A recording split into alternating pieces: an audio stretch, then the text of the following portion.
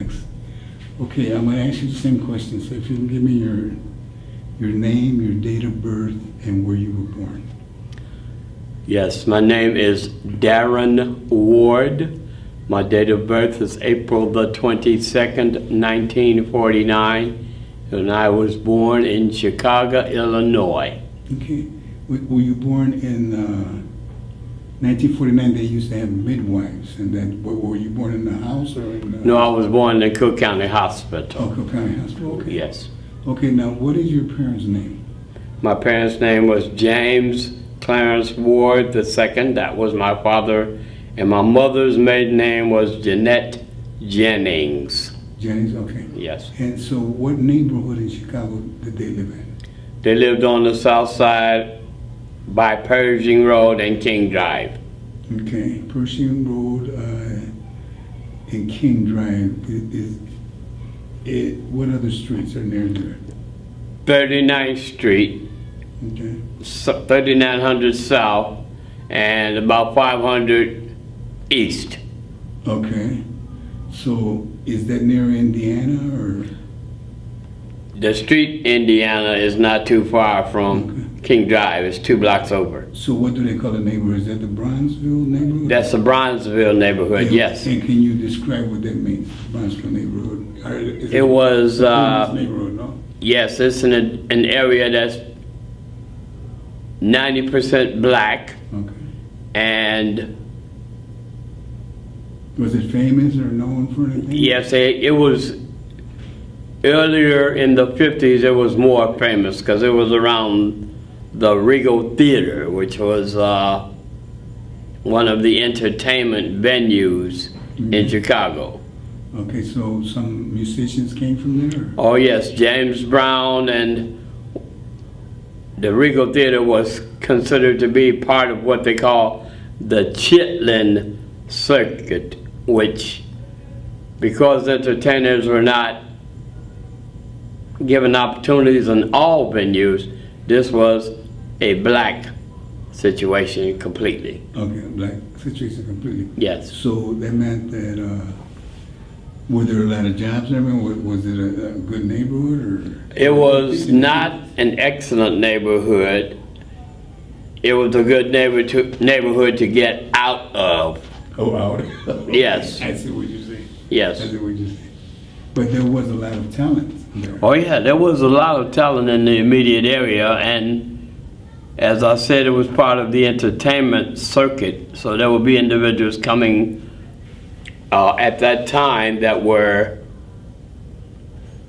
highly paid, and you could look up to the entertainment industry as being a means of escape, an avenue of escape, if you could be an entertainer.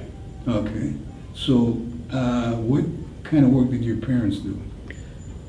My father worked at the stockyards, which were big at that time in Chicago, and my mother was a homemaker. Okay, so did he work a lot of years in the stockyard? Yes, he worked a lot of years in the stockyards. Now, can you describe what the stockyards were?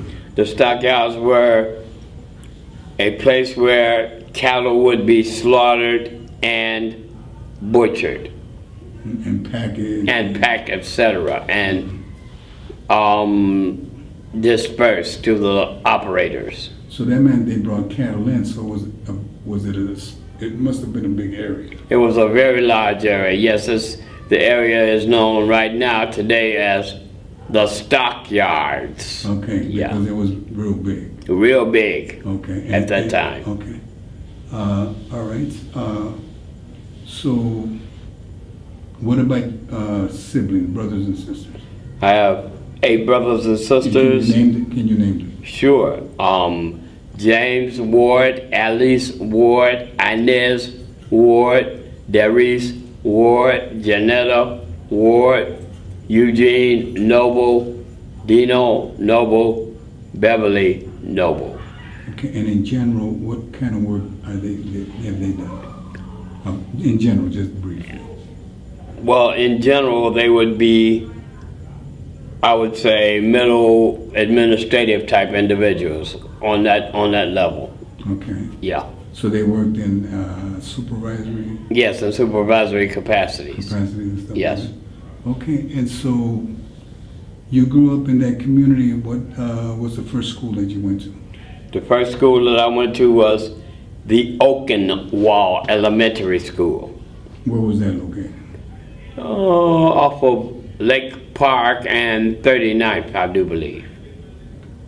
Can you describe what's the best memory that you had, or the worst memory that you have with that school? The best memory was that it was in close proximity to the shore, the lake shore, Lake Michigan shoreline. Okay. And I thought that was good. Did you go, so that meant that you went there a lot? Yeah, I would spend time with my dad at the lakefront from time to time upon occasion. Fishing, swimming? Just talking and spending time together, getting to know one another very well. Okay. And what was the worst memory that you had? The worst memory that I had was narcotics addicts observed shooting heroin in their veins at the age of 8. I saw this. At the beach or? At my living premises, at where I lived, which was tenement housing. Okay, tenement housing? Yes. So it was not in your house? No, not in my house, In under the the building? back stairs. Under Yes. the back stairs of your house? Yes. And how did you feel about seeing that? Were you afraid? It was negative, and I knew it was something that I should not be involved with myself. Okay. But why did you feel that you should never be involved with it? I mean, you're a young child. Because I could see these individuals were disreputable individuals that were addicts, and I did not want to be an addict or considered on that basis at all. Okay, so you never had problems with that later? No, never had substance abuse Okay. issues. No. Okay, well, what about alcohol or anything like that? No alcohol abuse anyway. No. Okay. No pills, no nothing? No drugs of any type. Okay, all right. What about in terms of you had brothers and sisters? Yes, I've got brothers and sisters, Did and they ever get into any problems like that, or? no. Okay, so you said mid-level, so that means they were more middle class, or? Yes, they were middle class, and Because Bronzeville has a lot of middle class African Americans. oh yeah. Well, I was born there, but I was raised in the Chatham area of Chicago, which was even better. Where is Chatham? I've heard of it. That's It's south? between, yes, it's south. It's between 87th Street, State Street, and Cottage Grove, Okay. bounded by Marquette Road. Okay, that's the east side. Yes. East side, okay. So why were you raised there? Who were you raised there with? I was raised there in a foster home. Okay, so why did you go to a foster home? I went to a foster home because my mother and father had substance abuse issues, and they could not care for it was a large family. They were incapable of seeing to it that we were taken care of adequately. Okay, so did they have a heroin problem or Yes, heroin was the drug of choice. at that time? Yes. The drug of choice. Yes. Okay, now did that happen before all the kids were born or afterwards? It happened during the time then the kids were getting born. It was out of control by the time my last 2 sisters were born, Darius and Janetta. There was in Janetta? Yeah. So when you were 6 or 7 and you saw these people on drugs underneath the porch, Yeah. you think did they know your family or your parents? Well, locally, I imagine they might have known one another, but I don't think they knew my mother and father, no. So your mother and father were not selling drugs, they were No. just users? They were, Right. Okay, at the time. And that was in the neighborhood? That's right. Strong in the neighborhood? Very prevalent. Very prevalent, okay. And so growing up, did that have that stigma? Did that affect you? Yes, it was. How did it affect you? Well, it affected me as an impetus to do better. So I did better. Can you describe what it means? Yes, I had extremely good grades completely through school, all throughout school. I was president of my senior student council, and I was a choir member of the a cappella choir as well as the all-city choir in Chicago. Yes. That's very good. So how did you look at your parents? Did you look down? I didn't see my parents, and Because you were in the foster. right, and from what I was told, my parents did not want to have us. That's why we were there. And that was negative, and that was inaccurate. That was inaccurate. Yes. So when did you find out it was inaccurate? And how? At 18 years old, I found How out. did you find out it was inaccurate? My mother gave me a different set of answers than the foster parents did. So you asked her directly, Yes, I asked all my life. and she told you that's not true. Right. She said she was not allowed to come and see us. That was contrary to the state of Illinois. We were wards of the state of Illinois. So it was the opposite. They took you away from them, from Right. your parents. The state took you away. Yes. It wasn't that your parents gave you up. No, the state came and took us away. And could that have been that maybe they got arrested for a charge? My father was in jail, and my mother was in the pursuit of her habit, and so we were deemed to be neglected. Oh, I see. So it was a neglect charge. Yes. Okay, and that's why they made you wards of the state. Right. And your father was already in jail for some. Right. Was it drug-related case? Or? Yeah, he was. Yeah, well, it was not directly drug related, but indirectly. He was on his way and he broke a couple of traffic violations. He ran the stop sign, they pulled him over, and that was why he got incarcerated. Okay. Did any of your siblings experience incarceration? No. Okay, so you're growing up in the foster home, and what was that like? I mean, you're at It was. 8 or 9 years old. Can you describe it? Yes, it's to be in it but not of it. I was considered to live within the household, but I was not part of their family, nor had I ever been embraced in that manner. Okay, so you were actually living with a family when you say Right. foster home. I'm thinking that foster home is an institution. No, it's No, not an you're- institution, this It's is a A home. regular foster home. Yes. But did they take care of all your siblings? Or? No, they only took care of me and my brother James and my sister Alice, and I never lived in the same address at the same household. And my two youngest sisters lived in separate households, and my three youngest brothers and sisters were with my mom. She raised them, they were never in a home. Okay, so your mom did raise some. Yeah, she did raise them three. Okay. But you were with two other siblings. Yes. Okay, and so did that family, did they have children of their own? Adults, yes. They were already adults? Yes. But they did have children? Yes. That lived in the house? No, they did not live in the house. No one lived in the house but the people that lived there, and there was a lady there was a single parent relationship where my brother and I were raised downstairs. It was what they call a two-flat building. It had 2 levels, 2 separate households. Mm-hmm. My sisters lived upstairs and my brother and I lived downstairs. Okay, so that, were these people African American or what? Yes, they were all African. They were African Yeah, American. yes, sir. Well-to-do? Fairly well-to-do. One had been as well-to-do as could be expected for the level of black people within the country. They were all right, but What you kind of know, work did they do? they weren't white all right.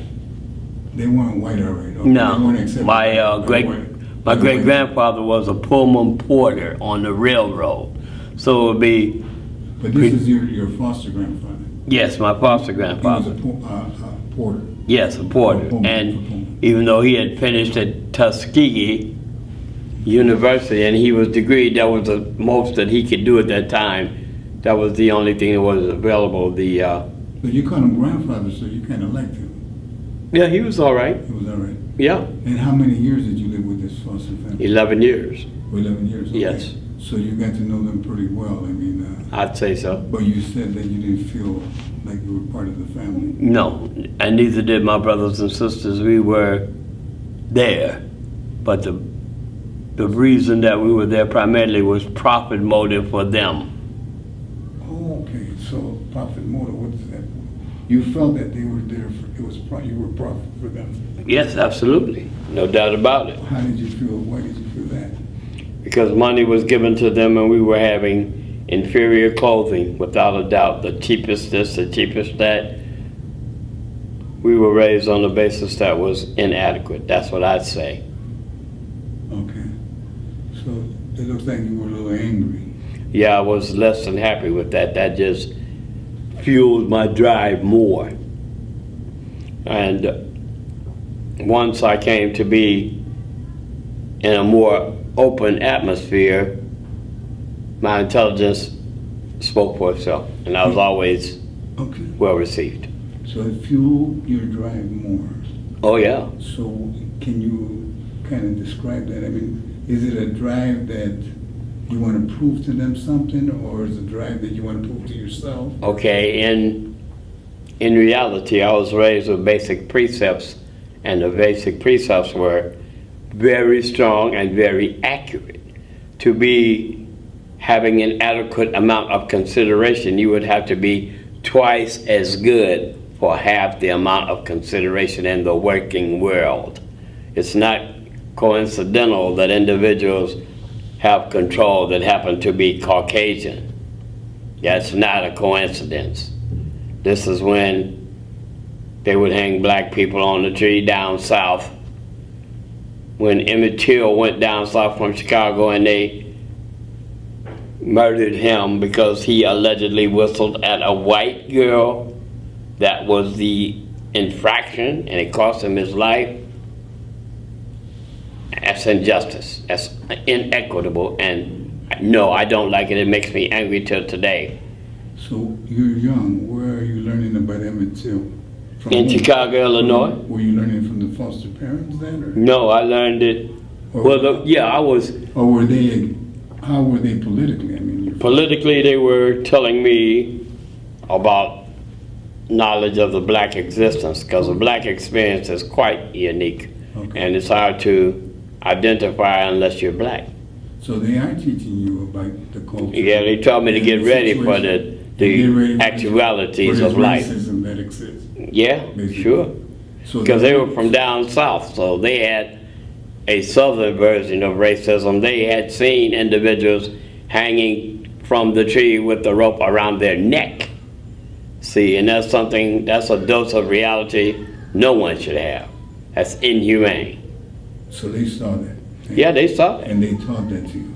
That's right. And And they you were learned- like, you learned it. they You learned picked cotton and things like this, and the And you existence down. learned it, and you learned it in the community too. The community Oh yeah, was well, talking about it too, no? that's right, because the individuals that would be involved with utilities or middle-class individuals like the postman and the bus drivers, they were all white. The gas guy, that's the only time I would see white people is when they were coming around for purposes of that nature. To come and collect some money or That's right, to regulate your life. regulate. Police, So when they were regulating. yes, the policemen were all white, Okay. yeah. And so you're learning this at home about culture, you know, your culture. Yes, getting prepared, And how you're being mistreated. yeah, And then you see these white foreigners come into your neighborhood. They don't live there. that's right, I mean, basically. absolutely. Okay. But you're still angry with your parents, and they're teaching you. Well, Why are you angry with them? because the love that I should have had, I didn't have. Are you transferring your anger to them? No, Because you said because you the love. What? the love factor that a child needs to be nourished adequately during the period of time when they're being raised, love is a component that cannot be overlooked. And we didn't have it, and it was not present. It wasn't even faked. You know, we didn't even have the phony love. It was very clearly understood we lived there, but we were not part of their family and would never be accepted as part of their family. That was a foregone conclusion. Because they were middle class? And Because they felt like they were better than me. Lower class? Yeah, So they felt like they were better like than an me. economic thing? Yeah, yeah, Because they knew your parents had problems with. that's right, that's right. Am I putting words in your mouth? No, they knew, and okay, the ideas that any child gets are ideas that are given to him, and these were inaccurate ideas that they gave me, like the idea that my parents didn't want me. That's an awful impression to give an impressionable child. Child is innocent. They were wrong by virtue of that, in my estimation. I'm a parent. I know what it takes to rear kids, without a doubt. Okay, so this anger came about later once you found out that they were telling you these lies about I your parents. always, okay, Or you felt it all the time? yeah, it's like if you make straight A's all the time in every class, your consideration level should be different than mine was, and I made straight A's. But it was like, so what? So they were not recognizing you? Absolutely, I got no recognition until I was no longer in the household. Okay. You finally left there, and did your brothers leave at the same time that you did? No, I left first. I was the first one to become 18. I'm the oldest of 9. Okay. So my brother was still there, and 2 of my sisters were still in the same household when I left.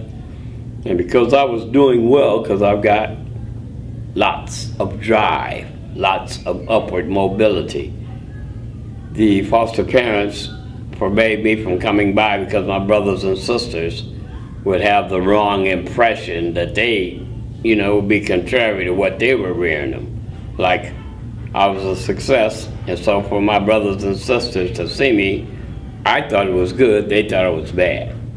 The foster parents thought it was bad, and they told me, don't be coming by anymore. So I no longer, I don't know, to me the family structure was damaged irreparably.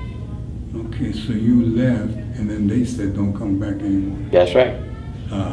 But these are your brothers and sisters? That's right. Okay, and then were you in contact with the other brothers and sisters from the other homes? Did you know where they were? Yeah, well, they were little. I knew they were in Chicago. But you didn't know where? I didn't know where, no, and I saw them very infrequently. Have you ever seen them afterwards? Oh yeah, I see them right now. You see them now? So Well, I see one of them now. The other is in Austin, Texas. I can't see her, but there's one in Chicago, and I see her. Are communicating now? Yeah, we communicate regularly. And what about your mom and dad? My dad passed when I was 8, and my mom has got cancer, and I don't know, we had a turbulent time together trying to make things work. When I stayed with my mother, there were just inconsistencies that I just did not agree with. You still have problems with substance abuse? Do I? No, did she have? No, not now. When you went back to stay with her? When I went back to stay with her, she didn't have any problems with substance abuse. So she kind of grew out of that? Yeah, she kicked the cold turkey. She kicked the cold turkey? Yeah. And she raised, she did raise your other kids? Yeah, she raised my other brothers. My 2 brothers and my baby sister were raised on a different level than we were. Okay. So, while you were with your foster parents, did you go to high school at that time? Yeah. I went to elementary school and high school. And what high school? Parker High School. They've changed the name now, but it's, I can't think, Robeson. Now it's Robeson, Oh, Robeson. but previously it had been Parker High School. Okay. And it was down by the complex it was then known as Teachers College, Wilson Junior College and Teachers College, but they've got other names now, probably Illinois State University or something like that, but I don't know, they aren't, even though education is great, you find out what the level of your education achieves somewhere else. When you go to a state such as Michigan, that has a University of Michigan that's highly considered, coming from Illinois State University in Chicago, there's no comparison. And the individuals that make the decisions decide that you have a lesser or inferior education. And you do. But, I mean, because you got state colleges and then you have universities. They are different. I mean, no matter what, they are different. Right. But you're saying even though they're different, these are still more different. Yeah, that's right. Absolutely. Because when I graduated from high school, the upper level education is not, you're not, I don't know, you get second class counseling. In Texas, it used to be against the law for a black person to learn to read. And it wasn't that long ago, I'd say 100 years ago. If a black person were found with a book, he'd be reprimanded in a physical nature, unbelievably so. So knowledge is something that you need that can access, open the doors. So knowledge is the only way that you have any kind of chance. Otherwise, the deck is so far stacked against you, you can't conceive it. Okay.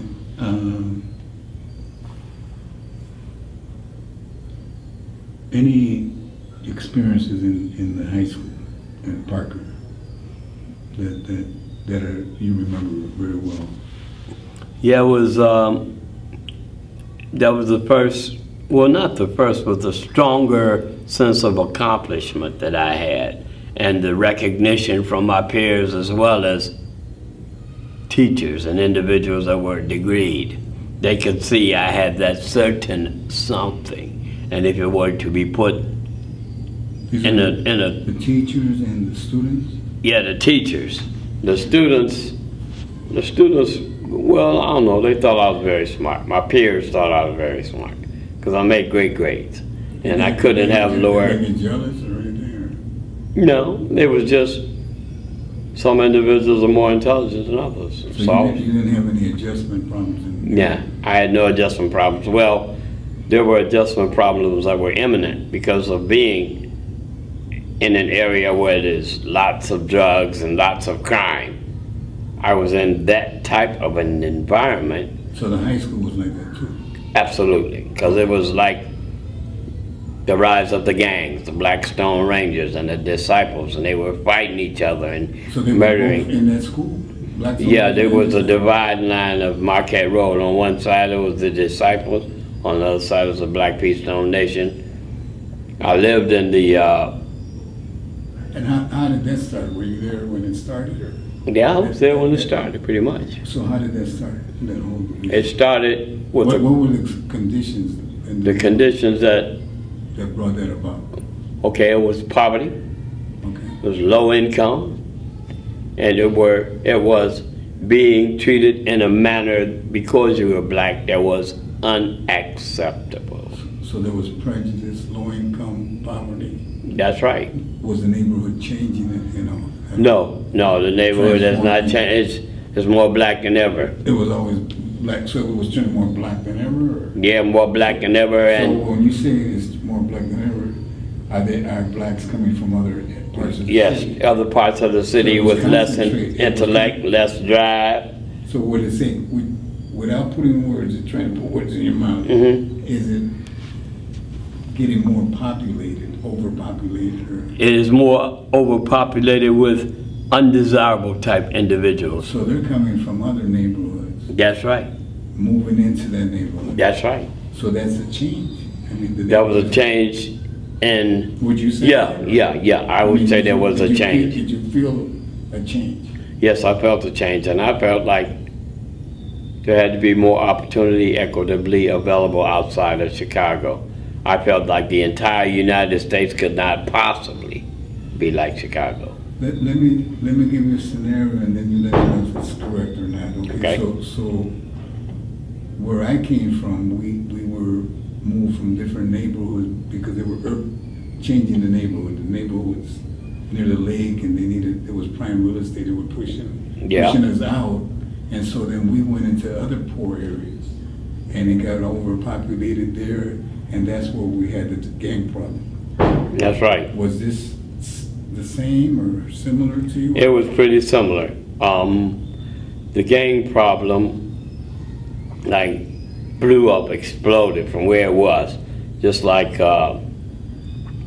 initially on the west side of Chicago, it was the Egyptian Cobras and the Vice Lords. Those were the first two gangs in Chicago, and they were on the west side. Well, when the south side version of But gangs, I thought the Egyptian Cobras were on the south side. no, They were both on the west side. that's right. There were some on the south side, no? It was some, but But it was mostly on the west side. So they were Yes. fighting each other. the west side was considered to be one area and the south side was another. Right, but I thought the west side was more Vice Lord, the south side Egyptian Cobra. No, the Cobras and the Vice Lords were both on the west side. Oh, okay. And then when the gang really started getting bigger or more populated, it was the Blackstone Rangers and the East Side Disciples. Those are the gangs on the south side. So the Blackstone Rangers are from what street to what street? I know they From were on 63rd Street back to the lake.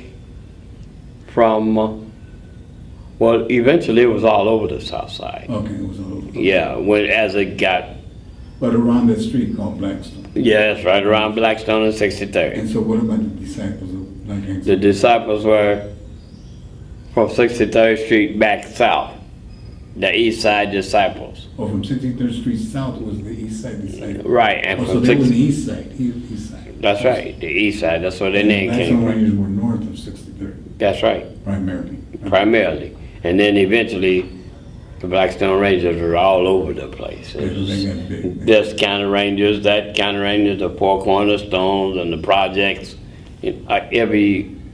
but they were all like under the same banner. They were all Black Peace Stone Nation guys, Okay. you know. And so why do you think they built up so quickly? Because poverty was increasing at the same rate. The sense of hopelessness is the main problem. When you see you have no hope, everyone you know has no job, the only individuals that are successful are dope sellers, pimps, individuals that are disreputable.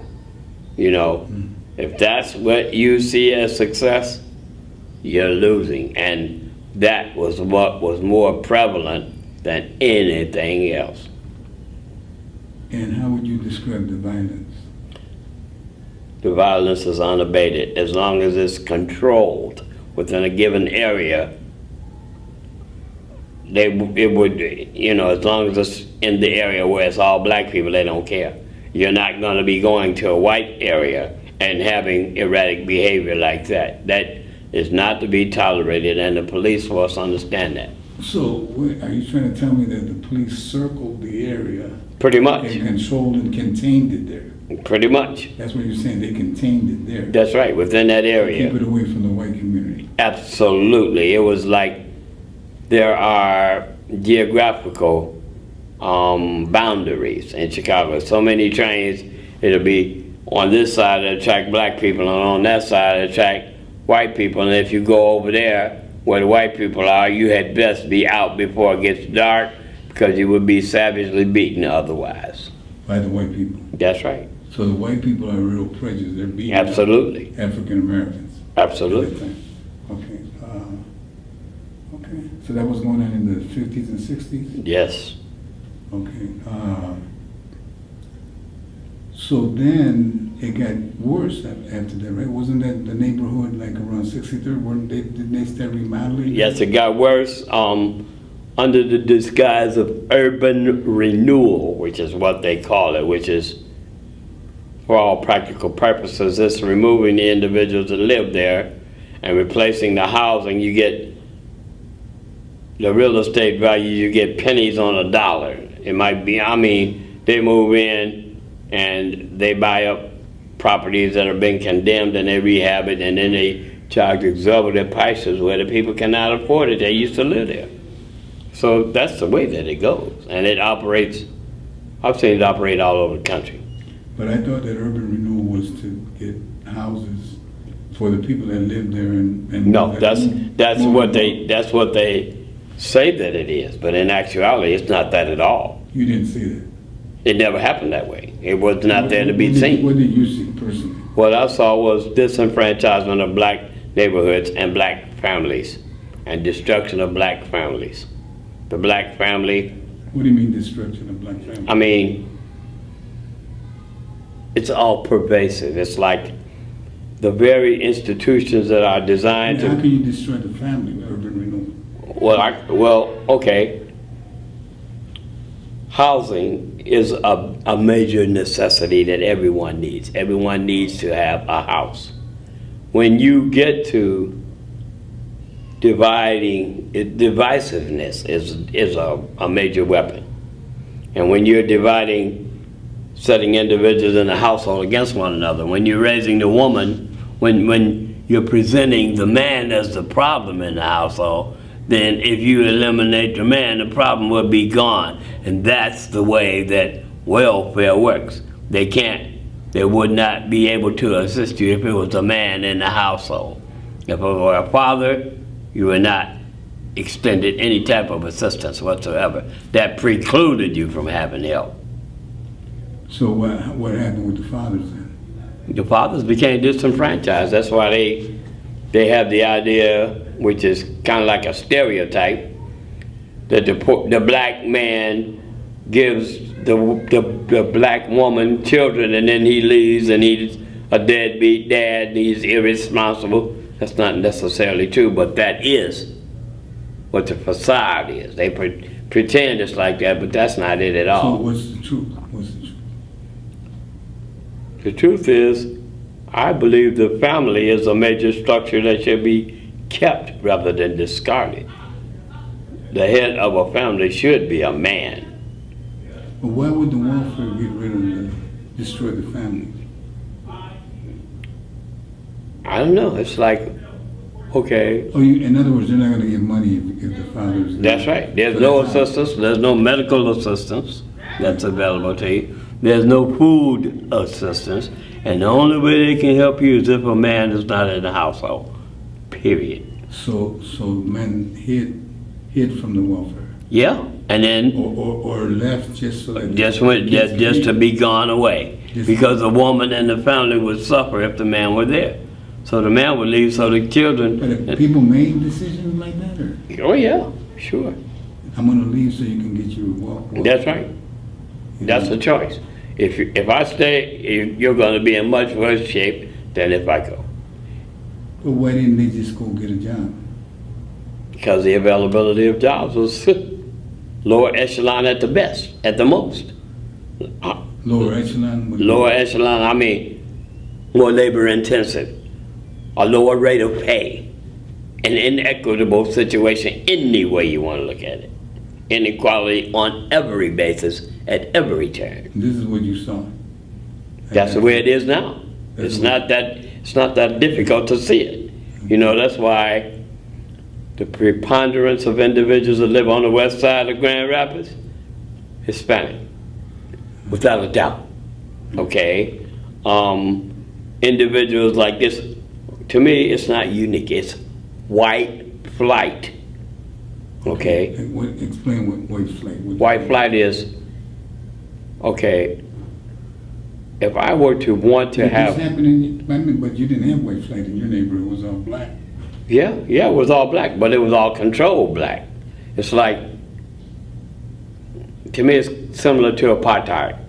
Because if you have a preponderance of one type of individuals and there's a police state that exists to keep them controlled, and within that area, what's that? Okay. I mean, I hate to say it the way that it is, but it's negative in that manner. I'm being honest. Okay, no. And I want you to be honest. I've been in enough places in the United States that I can differentiate geographical racism. Like in Texas, it's different than in California. In California, it's different than it is in Illinois. In Illinois, it's different than it is in Michigan, and Michigan is the worst place that I have ever lived. I found out that they were Republicans. Isn't that good you're living here? Oh, I'm leaving here. Oh, you're leaving here. Oh yeah, oh yeah. The purposes for me staying here have been accomplished. I've got a daughter that goes to the University of Michigan. She'll be graduating in the spring. She had a 4.0 all the way through high school. It's not coincidence. So you really hate it here because of that? I've always hated this place. I've hated this place since my son was born here in 1976. I mean, what is different here than Chicago? Okay, here, to me, it's too many white people here. And if you're not white, you're not right. This is, when I first came to Grand Rapids, I was told by this individual that was Caucasian. He said, do you know what we say up here? I said, no. He says, we say, if you're not Dutch, you're not much. Now, he thought there was something funny about that. And I said, do you know what they say in Chicago? He says, no. I said, screw you. That's what we say in Chicago. This, So you come from Chicago in an area that at least you feel some brotherly connections, I did. and you come here and these people are worse than the South. This is that what this you is mean? awful. This is the North, but they're worse than the South. Is that what you're saying? That's exactly what I'm saying. Michigan is, okay, there are similarities between Michigan and Texas. This gun mentality, hunting, whatever, they got that down in Texas. In Texas, they're still fighting the war. I had never run into, in quite a while, racism where they hate Mexican people more than black people. I went to Texas, and some of them Texas guys, because they have been around Hispanics more, man, they hate. The hatred is so raw, it's unbelievable. I mean, and then when I was down there, it's like the first time that I had a southerner, what you would call it, southern cracker, he said to me, something about a Yankee, and it was said with such derision, such hatred that you could just see on and say, you Yankee. I just stopped and think about that. Yankee? Yeah, well, I like the Yankee baseball team. You know, because he wasn't calling me the N-word, so I couldn't really, but it was like, the way that he said it was so full of hate, he might as well have said it. And I was like, well, yeah, I am from up north. And it's a different consideration, north to south. We're good old southern boys, and that's them funky Yankees. So, yeah, I'm a Yankee. That's right, because I'm certainly not a southerner. And I don't ascribe to that southern way of thinking. You know, it's like... So here is a difference. Yeah, there is a difference. They don't hang you to a tree here, but economically you're enslaved. Because if you can't make no money, I don't care where you are. The main thing is the dollar bill. And if you are kept economically enslaved, you're never going to, you know, it's like crabs in a barrel. You're never going to be able to So achieve. here there's an economic discrimination. Absolutely. Okay, because the Just like right now. minorities don't control the job. Not at all. Minorities don't control nothing here. In Chicago, I had seen banks, grocery stores, various establishments. Over here, it's non-existent and frowned on. And any way you want to look at it, mortgages are not equitably available. You can get a mortgage because you're white quicker than you can get it because you're black. You can get employed quicker because you're white than a black person is. So why did you come here? I came here because my first wife was from Kalamazoo, and I couldn't believe that she had ideas because she was raised there. Well, I went to school with white people, and white people aren't all that bad. And I was like, what planet did she come from? Yeah. I said, well, and it was small town versus big city. So Kalamazoo is a little small town. Chicago is a major metropolitan area. There's diversity, there's opportunities. Your limitations are up to you more so than here. But they've got a good educational system here. So would you say that the people here, their mentality is a little, I mean, they kind of get accustomed to It's like the older, because it's smaller, because it's more rural, they kind of get they accustomed. feel like you should be happy to have a job here. That's preposterous. You work all your life in Chicago. Working is not such at such a premium. You're going to work, period. You Right. come up here, and they say you should be happy to have a job. Well, okay. This place has all kinds of problems. That's the way I look at it, and I can't solve them. But all I can do is leave. If the best education is the only thing, just like my kids went to private school because I sacrificed for them to have it. They didn't coincidentally get grades. They got good grades because the private school system is superior to the public school So system. they It's went to just- private school? oh yeah, they went to Your kids went to private school? Christian, Okay. the Christian Association schools. I was a deacon in the CRC, Christian Reform. Christian Reformed Church? Yes, In Chicago? here. Oh, here. Yeah, in Chicago they have it, but it's Because not you've been here, prevalent. how long have you been here?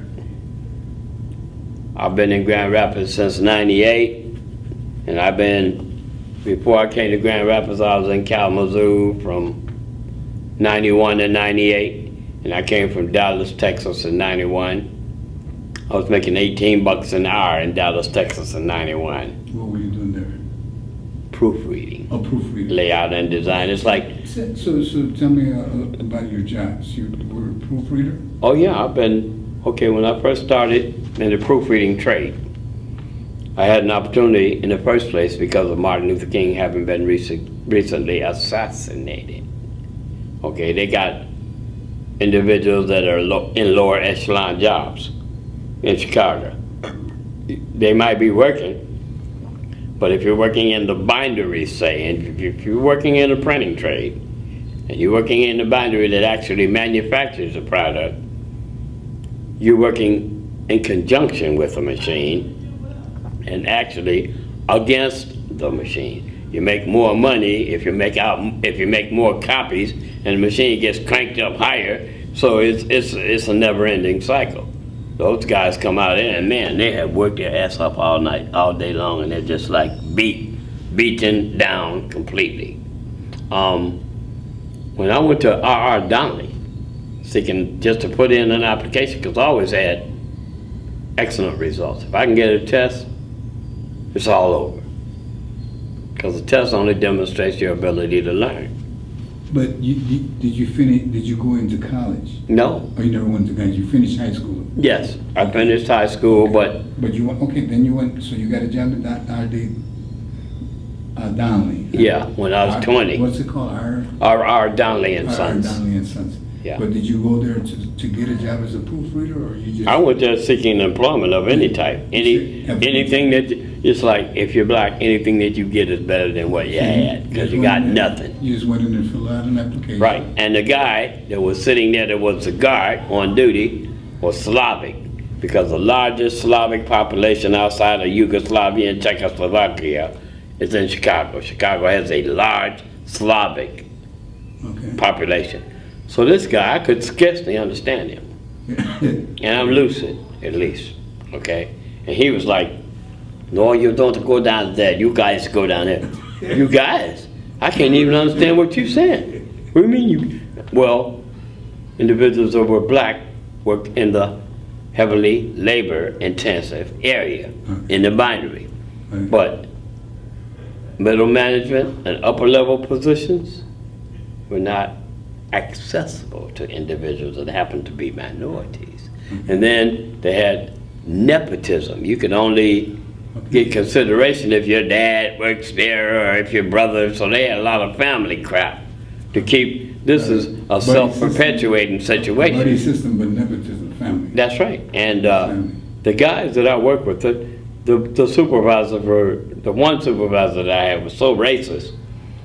The fellow guys that did the same job I did, they said, look, don't let this guy get on your nerves. You're on the right path. You're going to be doing fine. And I can look at it and see that they were telling the truth. They lived in the suburbs. They had a brand new car. This is Texas. No, this was down there in Chicago. In Chicago, down. Yeah, Okay, now. they lived in the suburban areas, which were more costly to live in. Okay. They had the mobile homes, the ski-doos, they had a new car, their wife had a new car, they had the trappings that life can provide for you. So I could believe what I could see. And I could see it, so I could believe that I had an opportunity to obtain the same thing. They told me, if you learn this, you'll not have the door slammed on you anywhere in the country. They were right. I learned how to do it. I concentrated on doing it better than anyone else. And I'll say drive, it's got a lot to do with it. I'm not accustomed to being second. First is what I'm accustomed to. If we're all striving for the same thing, cream rises till the top, that's what they say. So they had like tests that would determine whether or not you had intellect. Okay. And I have intellect, the So they gave you PSAT, tests. the Human ACT. resources give you tests. Yeah. So it was like, Is that what they call it, human resources? Or whatever? yeah, they call it human They resources. gave you tests to find out where. Right. And I had to, okay, I They left were from, opening it up because of Martin Luther King. yeah, that's right. They had to open it up because the guys said they were going to walk off if they weren't given higher echelon job opportunity, equal opportunity. So was this a union or just regular? It was just a regular. It was a Regular union. Workers said they'll walk off. That's right. And then they did walk off, and our Donnelly lost so many thousands of dollars in press time that they consented. They went along with it. So in that commotion, you became a proofreader. Yeah, I had. And They what- gave me a battery of tests, as they gave all individuals, that would determine what your specific skills were. And I qualified in more than one level, more than one job opening. And what were you doing then as a proofreader? As a proofreader, I had to learn typography. How to, What is that? typography is getting the job out the way that the customer would want for it to be. But it has to do with typing or? It has to do with manual correction of any type of error within the content of the body copy. Okay, manual correction, so you're reviewing documents? Yes. And making side notes? Yeah, So that and doesn't putting the have to do with corrections typing. It's and the not- actual, It's not printing, this is. no, it will This be, is copy editing, right, copy editing. yes, pretty much. Okay. And the actual, And you had never done that before? no, but But when I how was in the 4th grade, one of my class teachers told me, if I could give you any book and you could master this book, and I told you you would succeed the rest of your life, you could not be held back, what would you think? I said, I think I'd like to have that book. She gave me the Webster's Dictionary. Okay. I'm a wordsmith. I am excellent at what I do, competitive, more than just competitive. Like I said, I'm used to being the best at what I do, and I am. Okay, and so, So when I go back to Texas, because opportunity is more available, I doubt if I'll be mopping floors down there. I have had positions where they wouldn't even dare. The very idea of me mopping the floor, my value will be higher than that in their estimation. Here, I'm a floor mopper guy and take it or leave it. That or nothing. okay. So that there's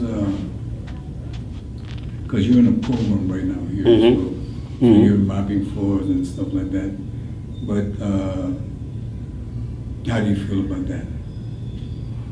And I do what I gotta do. That's okay. I mean, so How do I feel about it? I do what why do you do that? because my daughter's going to graduate and I'm doing this to mark time.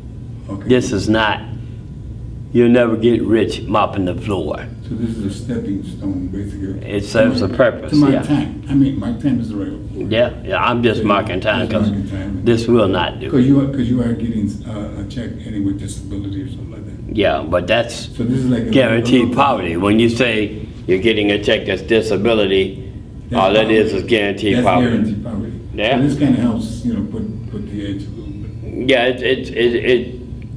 okay. But there are some other benefits, right? I mean, what are some other benefits of working here? Meeting you, networking, Networking. Okay, so meeting me as networking. and other individuals, it's like, And other individuals here. and other individuals that I run into Okay. seem to have a great idea about me. There's something about me that's positive, and they let it be Actually, it's the known. other way around. I'm networking with you. Yeah, well, it's like, Yeah. the concept is the same. All right. It's like, And you said exercise and stuff like that. oh yeah, it performs the function of keeping me busy. It is a program. At least the program is trying to serve the. Oh yeah, I think the program is good, and it's a necessity. So at least it's Yeah, it's they're helpful. Trying to help. They're trying to help. Without a doubt, Yeah.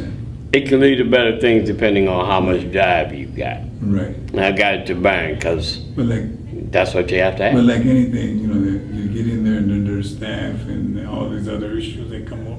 Oh yeah. But I just- Well, see, this is You kind of This is comfortable enough for me. My supervisor and I get along. I can do my job. I don't have, if I'm 1 minute late, I'm not going to have somebody wagging their finger in my face, and Right. they don't think it's their job to keep me oppressed so they can get good evaluations. Right, yeah. No. Keeping me down is not their job. Everybody's in the same boat. That's right. That's right. Absolutely. Everybody's in the same boat, so they don't. That's right. It's a minimum wage, everything else. Oh yeah, but it's helping the community. when I get tired of It's minimum, it's a church program. That's what it is. if it wasn't for the church, Yeah. there'd be no program, and Right. therefore it would be worse, not better. Right. So it does perform a function, and Right. the church is stronger in Michigan, Right. but the politics But here some- are but some of just these crazy. Employment places are not. Oh yeah, They're not well, good. it's a trend throughout the country. Right. They're farming out work to these temp services that don't give you any benefits. You're screwed, and the business is good for them. And in the meantime, businesses that have adequate positions, they shut down whole plants and move out down to Mexico. And that's what they've Good done. description. That's what they did. They're farming out temp services. And because there is no sense of loyalty, General Motors felt no loyalty to the state of Michigan. Michigan made General Motors. For them to be failing to reinvest in updating their production facilities, it's only a matter of time before they will be outstripped by foreign companies in competition. Like now, Japan and Germany are eating our lunch. They have taken us down, and China, we don't even want to talk about China. It's like the big gorilla in the room. It's going to it's overtaking everything. We owe them so much money, it's unbelievable right now. Now that's interesting because you're saying they're taking us down. As a This country. is what you're saying. This is what Yeah. you're saying. But at the same time, you're angry with us. This is, How can that be? How can that? okay, the way it You know what I'm saying? You're yeah, saying it's an us. anomaly. I understand that completely. However, It's this is the anomaly. best that it can be. That's a new word. Isn't it? oh yeah, well, It's an anomaly meaning. anomaly meaning it seems to be one way, but it's quite another. Okay. Like the United States is better than any other country in the world, bar none. Right. However, Right. within the United States, there are so many subdivisions that go into making the whole. It's easy to say, like, I don't know, they say like, this is a country of immigrants. Everybody here, with the exception of Native Americans, are immigrants. However, they don't look at it, it's not considered to be that way. This is like, I'm better than you because I'm white. There's a sense of entitlement that white people feel. some white people feel like no matter what you do, you can never be as good as me because I'm white and you're not. Okay, I got no problem with that. I can recognize that is the way that it is because, like it or not like it, that is the way it is. You know, white people do get a bigger chance, a better chance, and it's generational. There's that privilege, Yeah, they're born to privilege. It's like they're not all born with a silver spoon in their mouth, but it's generational. Right. You know, like out where I live on 3 Mile and Alpine. Okay. I don't live on Cass. I don't live on Wealthy Street. I don't live where the police must subdue me upside my head. When I want to come to the ghetto, I'm coming right to work right here. This is the middle of the ghetto, okay? Right. So Period. You're in the ghetto when you work, when you go to work. Yeah. But you're not in. When I leave, I'm not in the ghetto. Okay. And in the ghetto, like you said, there's a lot of police. There's a lot that's of right. harassment. And, Oh man, and I can't put up with that. I'm too savvy. I know that exists. I'm not guessing that it might be like that.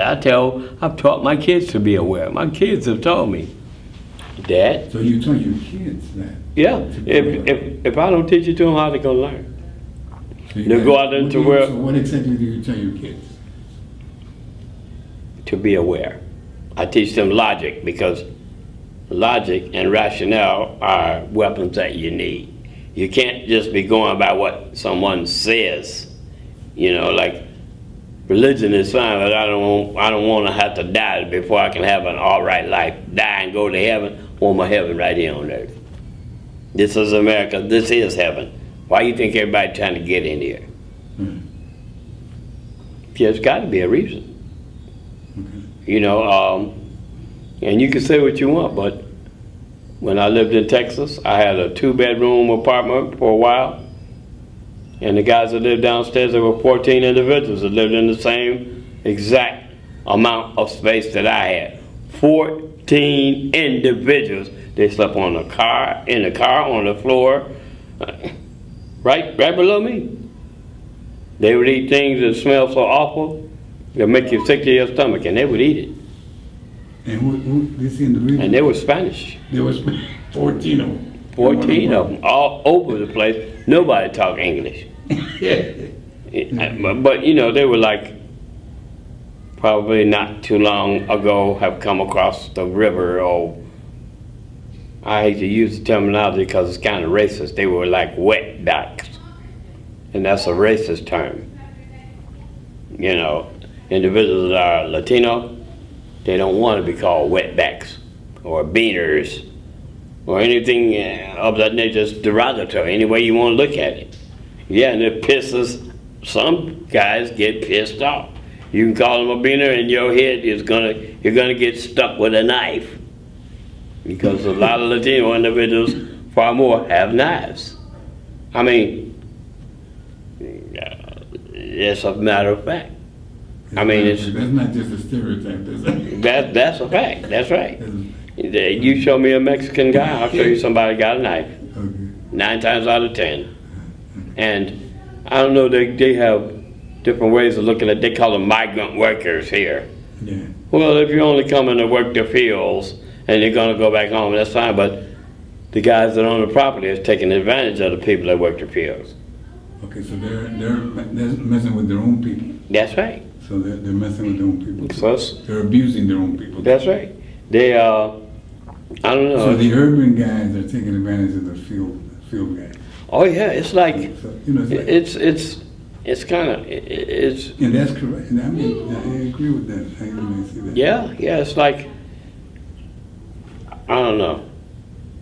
It seems like the Mexican people don't have the will to assimilate. They will keep their own culture. They have the quinceañera. Uh-huh. I have lived with Mexicans and Africans that have lived right next door to me. A friend's a friend, a person's a person. I judge every individual upon with my own eyesight. You know, I don't say, well, you're a Mexican, so I don't like you. You know, or you're an African, so I don't like you.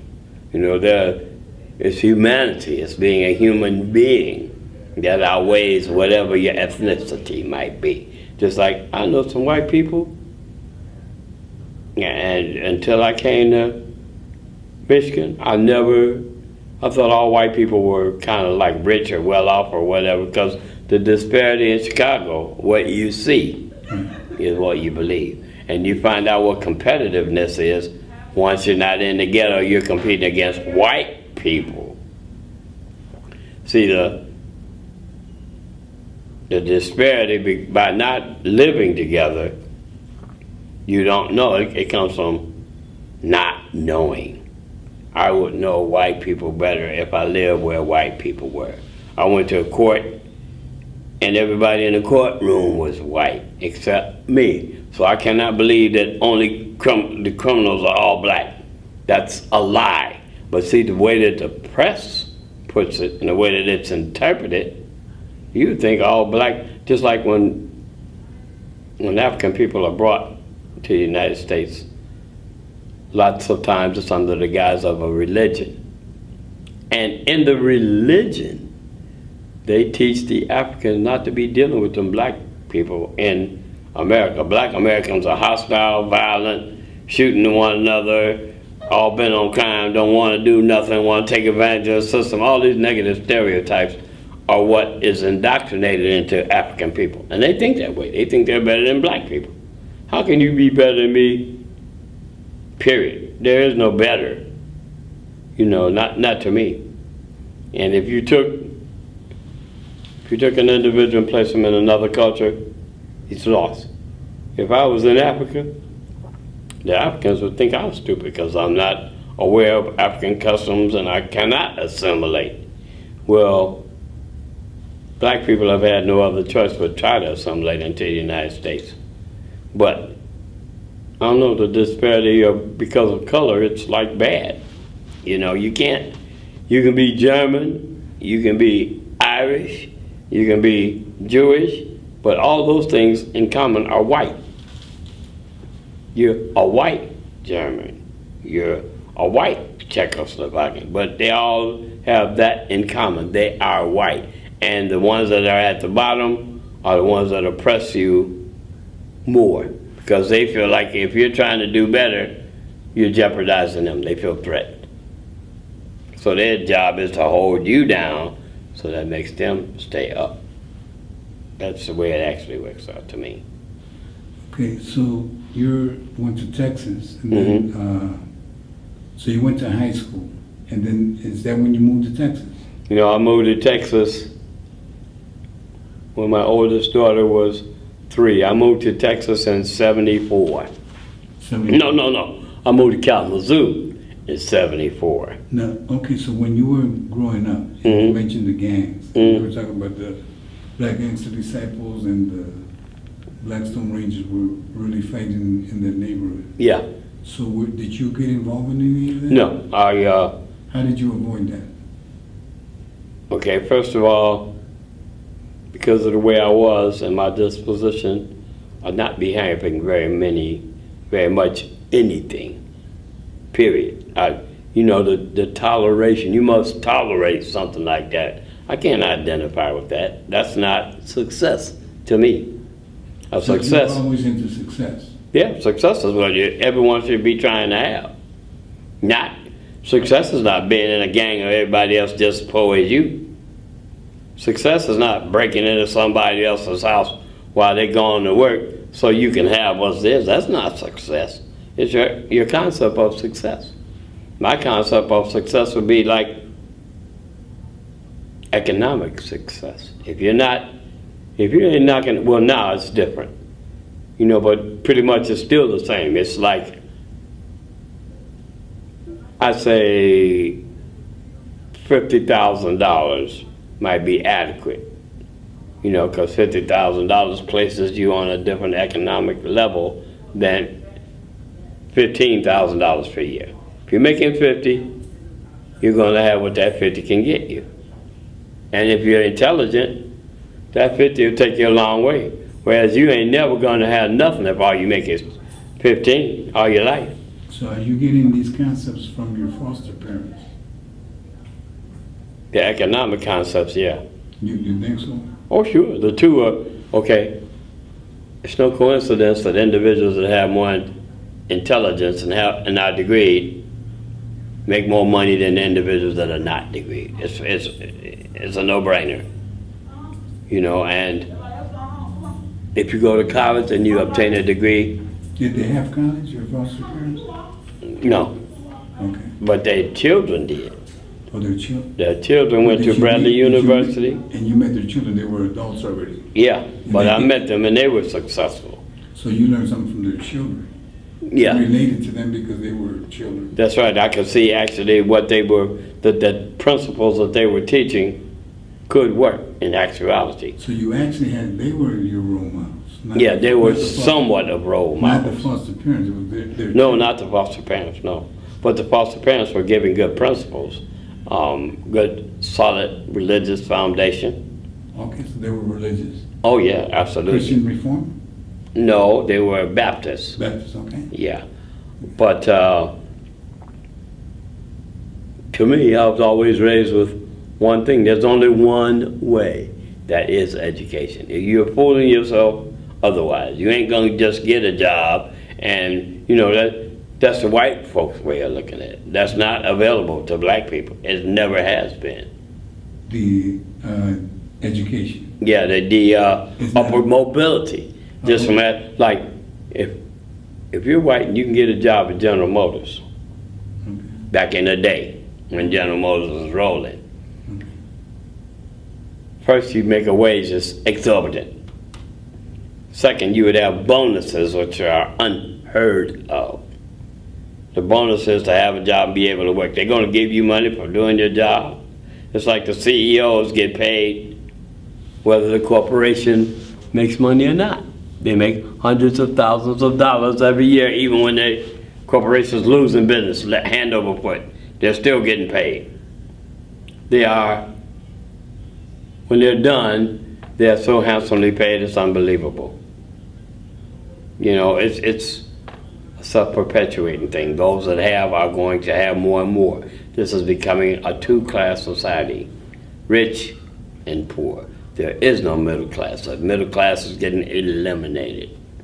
So upward mobility, you're learning this from your foster parents and from their kids? That's right, and that's what I teach my kids. Okay. And out of the six And of upward mobility means always look for a better job, better employment, and all that. more, which calls for more education to have a better job, because it's more specialized now than ever. But were you ever all the way down at the bottom? Yeah. Have I ever been on? Yeah, sure. And so you, a few times? Yeah, it's been more than once, yeah. So when you were able to pull yourself back up?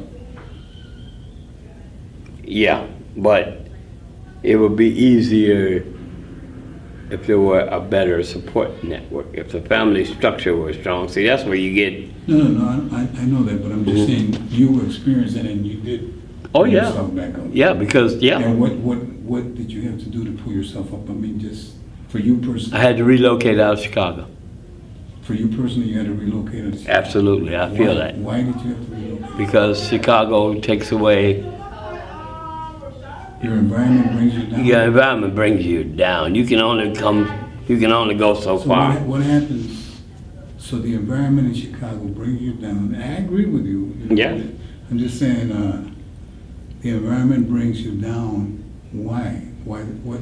Because that's the way that it's designed to operate. It's operating that way by design, not coincidence. Purposely?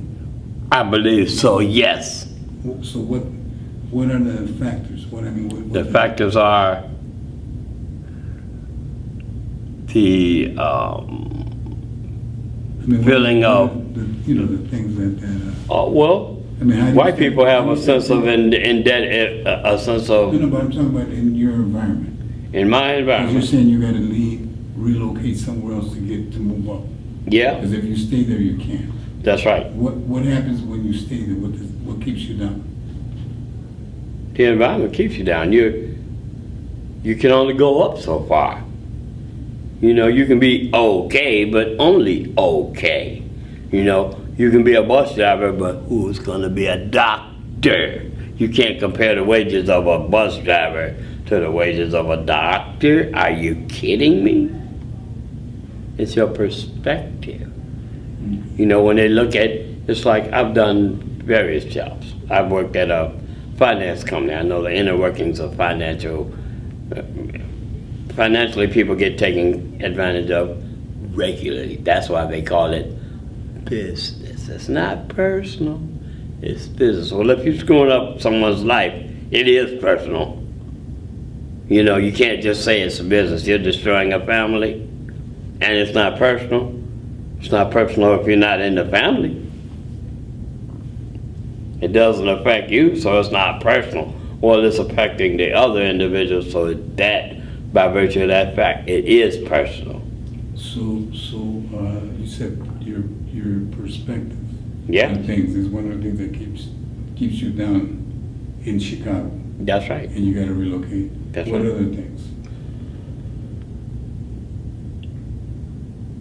Economic opportunity being available. So opportunities are not available That's right. in Chicago. That's So you right. got to move out. So that's why you say you got to relocate That's right. and all that stuff. That's right. And then once you relocated to another spot, then things kind of improved. And then Oh yeah. like a domino effect. Or, Yeah, I did well in Chicago, so I had no doubt that I could do equally as well somewhere else. And I did equally as well or better. All of the time, I'd say 90% of the time, far better. Okay. Because different is better. You know, I don't have to watch roaches running across my floor. Okay. You know, So that's depressing. I mean, you see. yeah, that's depressing. Oh yeah, if you see roaches every day, Roaches all over the is place. it? Yeah, In Chicago, you see that. without a doubt. Okay.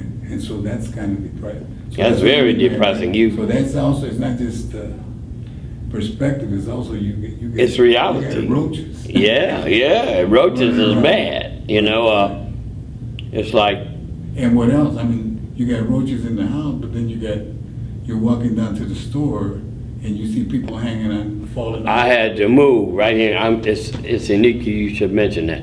I had to move because I don't feel like I'm necessarily better than anyone else. It's just the things that are acceptable to me, those are the way that I will be having things. That's what I work for. Right, I work to not see roaches. right. And You know. and there's mentality. That's right. Their The mentality is bad. that's right. It's like I lived on Thomas Street here, right off of Fuller. Okay.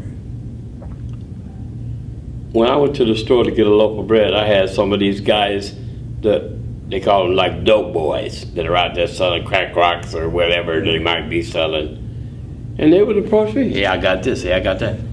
And it dawned on Are me. you straight? Yeah, are you straight? Yeah, you straight? No, I'm straight. Okay, they have no idea. Right. I would rather take the pistol out and shoot them. Because if they're doing something like that to me and I'm an adult, Right. my kids are in danger because they would step to my children and try to offer them drugs or give them something to get them hooked or whatever.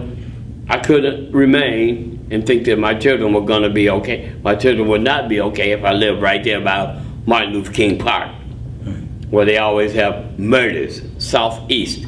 Everywhere that I have been, in Dallas, Texas, it's called the Oak Cliff area, South Dallas. Those are areas that are 95% black and 95% poverty.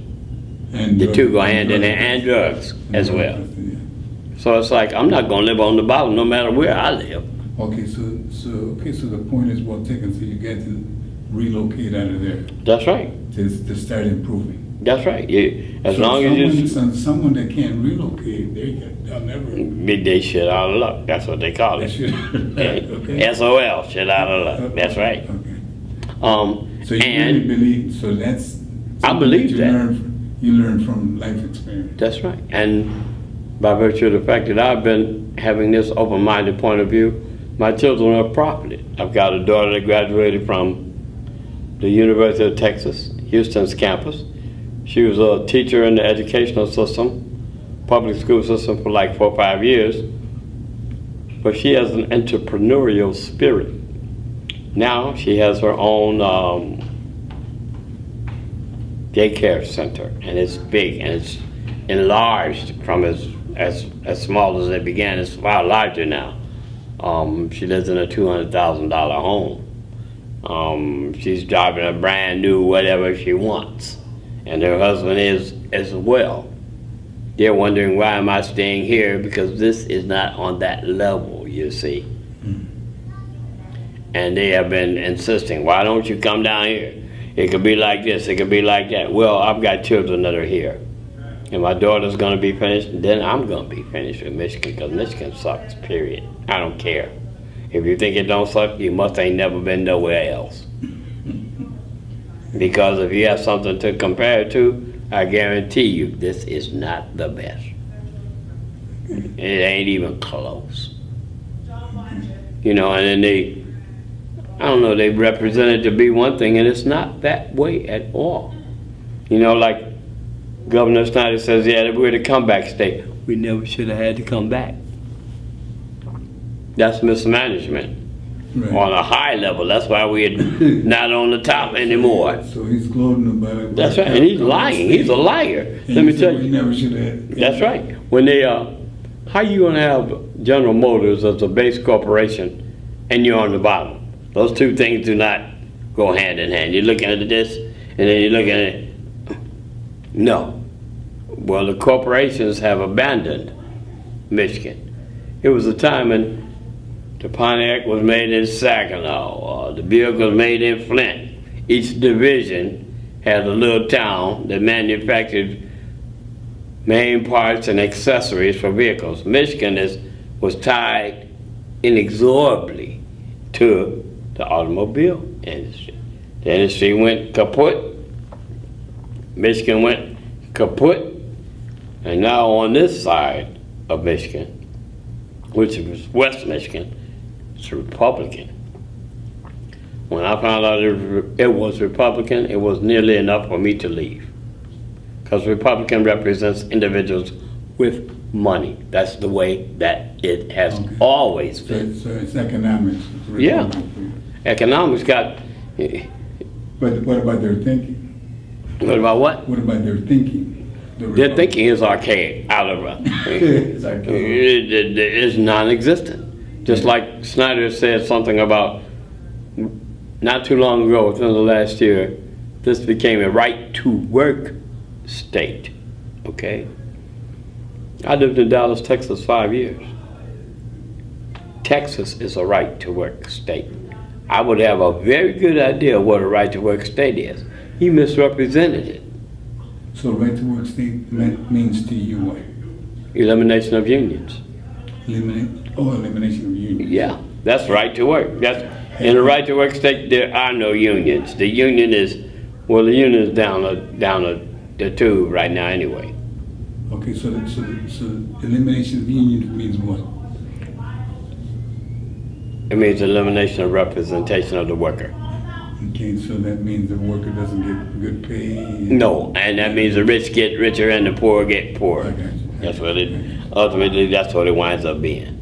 The top is on the top and you're on the bottom, and you're gonna stay on the bottom, and they're gonna make sure you stay on the bottom. So you worked at Donnelly? Yeah. And then where other places that you worked? I worked at Bronzeville, Jacobs, Kenyon, and Eckhart. They're one of the most highly regarded advertising agencies in the country. What did you do there? Layout and design. Layout and design of printed materials. Copy materials? Yeah, copy. Okay, so altogether, I mean, in that field, in the copy field, the editing field, how many years did you work altogether? About 20. About 20 years? Yeah. Okay. Oh yeah, I'm killer at what I do. I'm not blowing my horn, but... And this was in high school, but 20 years experience. Yeah. So it's way more in college. Yeah. Oh yeah. You know? Individuals that would have the same job that I have, the same standards, they're degreed. Right. Yeah, they got masters and bachelors, pretty much. It's sort of like me in counseling. I had a lot of experience in counseling. Yeah. But I never had a degree in that field. That's right. And they use that degree. Degrees in other fields, but not in that field. That's right. Well, I don't know, it's a rough situation.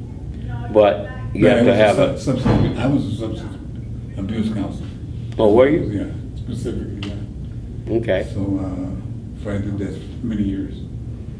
And then I worked with the autistic population mental health. Oh, okay. Okay, so religion, you're Christian Reform Yeah. primarily, okay? Yeah. Very deep into religion or just broad, you know? I was very deep into religion because that was another avenue of opportunity. See, it's like, because I was a deacon, I could see how many minority deacons that they have in Michigan. Okay. I was so very unique. Okay. I didn't feel like kind of unique, you know, but the religion is white. The religion is white. Yeah, CRC is white. The CRC is white. But you were a deacon in that church. That's right. So, by virtue of my position, I could avail opportunities for my children. Okay. My children could go to the Christian Reform schools, which are better than public schools. So you were like this, there's a big Christian Reform church here on Madison. Yeah, Madison Square. Yeah, I know. Yeah, I know the minister. I know some of the hierarchy individuals that are there. But it's like, I don't know. In practicality. But they've been pretty active in years. Oh, they're good. Yeah. They're good. But in Kalamazoo, it wasn't like that. I went to the. Oh, you were in Kalamazoo. Yeah, I was in Kalamazoo. I went to a minister when I was having a rough time. This guy has a BMW. He makes the money from individuals that don't have the money to donate to him. You know, they're tithing. See, a lot of people are brainwashed with that. If you can't really see what's happening, then there's something wrong with your perspective. If he's riding in a BMW and I'm giving him part of my welfare check, what's wrong with that? I went to him and he told him I was trying to put things together. He said, I'll pray for you. That's the only help he had for me. True religion is practical, not impractical. I've had individuals that were really religious, really Christians, and they stepped up to the plate and they demonstrated their Christianity. Not this pie in the sky, hey, this is what the Bible says. What are you going to do? Are you going to feed me? The Bible says, feed my sheep. The Bible says when my brother was hungry, the Bible said, what you do unto the least, you do unto the most. You know, I could paraphrase biblical scriptures. When I was young, I could quote them. They always thought I was going to be a minister when I was growing up. But if it's not practical, see, religion teaches you one way, but reality is not in a religious way. There's disparity, there's unequalness, and you got to be blind if you can't see it, or choosing to ignore it. Oh, well, the world is fine. Let's repeal affirmative action. We don't really need that now. It's a level playing field. Level for who? Who's saying it's level? Not black people. The white man says it's level. That's preposterous. It's never going to be level in the United States. Never. But you got to get in where you fit in. That's the bottom line, you know. Recreation-wise, Yeah. when you were growing up, were you involved in any sports or? Oh yeah. When I was being raised, I played baseball, basketball, and football. I played football until I got to be where I could be injured by other individuals that were so big. I quit playing football. But baseball, I was always rather outstanding. Hardball or something? Hardball. Hardball, okay. Yeah. Yeah, I played organized sports, Little League, Pony League. Okay, you were in the... Oh yeah, yeah, because one of the avenues that were available. Because you don't have to have a lot of What money. position, I mean, what did? Well, I played infield and outfield. Infield, And I could pitch as a relief pitcher, Okay. you know, like for an inning or two. Yeah. okay.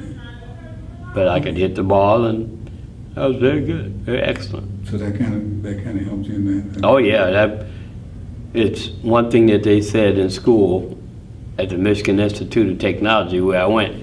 You gotta play as hard as you work. It's a balance. You can't be all this and none of that. You can't be just an egghead and that's your life. Because if your life's books, that's all you got. It's an equal balance, and that's what it's all about So to me. that kind of gave you some discipline too. Oh yeah, absolutely. It helped me with the discipline. What time is it? Oh yeah, well, we're kind of almost. Okay, because I'm like, I know they close the door at 6 o'clock. Yeah. And now I'm not gonna be stuck in here. No, we won't get stuck in here. Oh, you know what, it is almost 6 o'clock. See? So let's kind of finalize on the health issue. Okay. Because you talked to me the other day about the health issue. What's going on with your health? Well, I've got 25 years as a dialysis patient.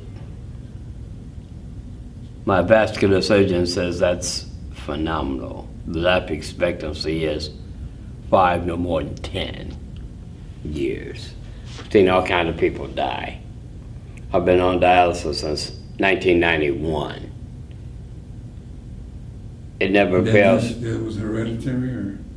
No, it was because I lived in California, the doctor, when I was initially diagnosed, said it probably came from the water or the air, because the Mexican individuals don't regulate their discharges.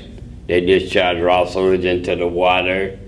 They got plants that don't have, And this is in California. There was a lot of yeah, it's like we were right in San Diego. Okay. San Diego's on one side and Mexico's on the other. You can stand You in. were right there in San Diego? Yeah, I was right there in San Diego. Okay. Yeah. Okay. And there are things that would affect the weather there and the air and the water. And I got an infection, and the doctor said it was either from the air or the water. Oh, the water, okay. No cause of mine, not drug related or not hereditary or anything like that. Because you never had a drug problem? No, Okay, all right. no. All right.